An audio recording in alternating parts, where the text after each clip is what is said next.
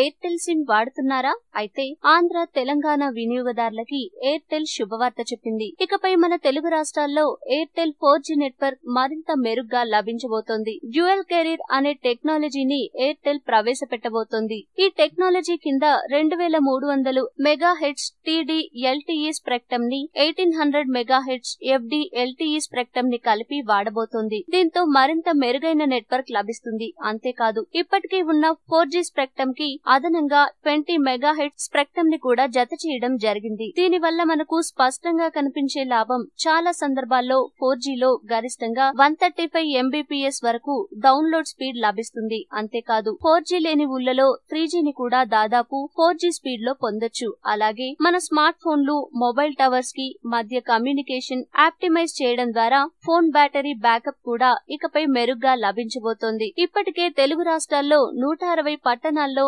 Airtel సంస్థ 4G సేవలను అందిస్తోంది. తాజాగా మరిన్ని పట్టణాలకు దీన్ని విస్తరించబోతోంది. ఈ dual carrier technology pilot project కింద ఢిల్లీలో ప్రయోగించబడి మెరుగైన ఫలితాలు అందిస్తోంది. సో తెలుగు ఎయిర్టెల్ యూజర్లకి ఖచ్చితంగా ఇది శుభవార్తే.